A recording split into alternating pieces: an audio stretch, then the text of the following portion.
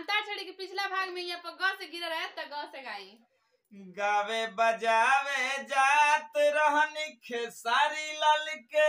Party में आ देवरा मोटरसाइकिल से गिरवले बावे पाकी में हाथ टूटल गोड़ टूटल इज्जत गइल माटी में आ देवरा मोटरसाइकिल से गिरवले बावे पाकी में मस्त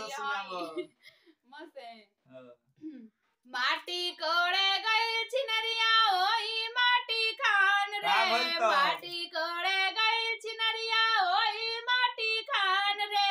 मोटिया में ले गइल 16 गो बतार रे एक टोवे आलो करे एक टोवे गाल रे एक टोवे जो बनो करे एगो खींचे टांग रे।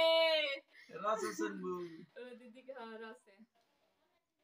ए राजा पहिले नियन नहीं मानेला अपना धनिया के कुछ नहीं जानेला कमी भइले ये बलम तोहरा प्यार में चीजिए कहू सिंगार के नया नेला हमारा से मुहवा मोड़े लए जान तो अपना धनिया के दिलवा काहे तोड़े लए जान तो अपना धनिया के दिलवा काहे तोड़े लए जान। न से गाओ न से नोह काटू नौआ नोह काटू अंगूरी जानी काटू रे रस गाई ए राह चली ले तटो के ला सोनार सैया जी ए राह चली ले तटो के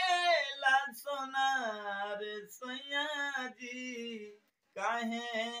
नथिया गड़वाला उधार सैया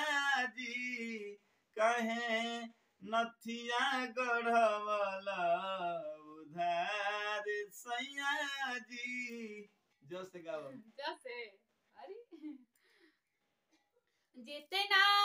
देते बड़ा दुखवा हम साले नहीं कबो नैयार में रोटी हम बेलले नहीं की जितना बोलता रा बोलिया हम सुन ले नहीं की कबो नैयार में रोटी हम बेलले नहीं की खस खराब हो जाइबा हो खराब हो जाइबा राजा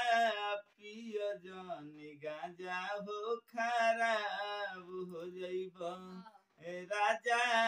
पियो जानी गांजा हो खराब हो जाइबा खराब हो जाइबा हो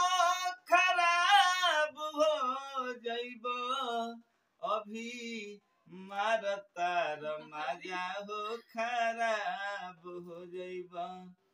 राजा पियो जनी गांजा हो खराब हो जाइबा। बस सुनाओ खराब हो गई बनिका जी बस गाओ बस बोला बोला बोला बोला ए समधी 1 2 3 बोला बोला तोरा मम्मी खातिर हमर पापा फिरी तोरा चाची खातिर हमर चाचा फिरी बोला बोला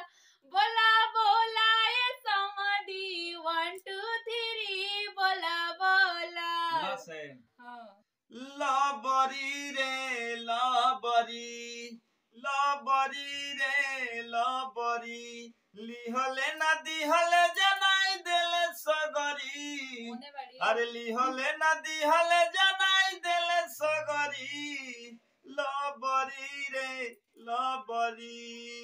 लबरी रे लबरी। रस सुनावा रस राते रजैया में पातर पियावा बहुत पिया बढ़िया। राते रजैया में बोलावे हो पातर पियावा सास बाड़ी जगले ननद बाड़ी जगले कैसे से जिया सैया आई हो लाज लगता तो से घूंघट ओढ़ के आ जा लेकिन आ जा। तो वीडियो बहुत ही लंबा हो गया ऐसे वीडियो के एंड करता नहीं के अगला वीडियो में पर तो से गिरल तो से चलिए ले आओ तन लेके तो से। और के गाना अच्छा लगा कमेंट में जरूर बताएं।